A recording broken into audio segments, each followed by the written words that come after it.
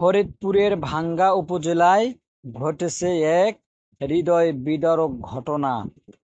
আজ রবিবার দুপুর ২টার দিকে তুজারপুর ইউনিয়নের পূর্বপাড়া গ্রামে নাতিকে বাঁচাতে গিয়ে প্রাণ হারিয়েছেন এক দাদি।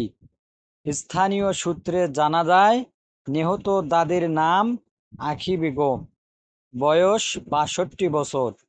তিনি পূর্বপাড়া গ্রামের রব মাতব্বরের স্ত্রী। এক ছেলে ও ২ মেয়ের জননী ছিলেন তিনি।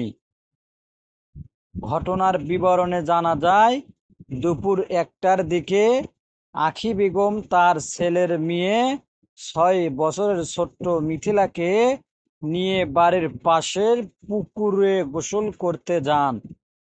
গোসলের এক পর্যায়ে অসাবধানবশত নাতি পানিতে তলিয়ে যায়। নাতিকে বাঁচাতে মুহূর্তের মধ্যে পানিতে ঝাঁপ দেন দাদি আখি বেগম। স্থানীয় কয়েকজন দ্রুত ঘটনাস্থলে ছুটে আসেন। প্রাণপণ চেষ্টা করে তারা মিথিলাকে জীবিত উদ্ধার করতে সক্ষম হন। তবে দাদি আখি বেগমকে আর জীবিত পাওয়া যায়নি।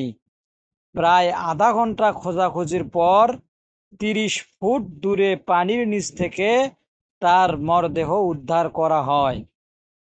স্থানীয় ইউপি সদস্য তানভীর মাতব্বর জানান, পরিবারের জন্য নিজের জীবন বিলিয়ে দেওয়া দাদির এই ঘটনা গোটা এলাকা জুড়ে শোকের ছায়া ফেলেছে। মানুষ বলছে, নাতিকে বাঁচাতে দাদির এই আত্মত্যাগ মনে করিয়ে দিচ্ছে আত্মীয়তার গভীর সম্পর্ক আর নিঃস্বার্থ ভালোবাসার উদাহরণ। মানুষের জীবনে অনেক সম্পর্কই থাকে, তবে দাদির ভালোবাসা নিদর্শন আজ নতুন করে ভাবতে শিখিয়েছে সবাইকে। আখি বেগম দেখিয়ে গেলেন, আত্মীয়তার টানে নাতির প্রাণ বাঁচাতে দাদির নিজের জীবনও উৎসর্গ করতে দ্বিধা করেননি।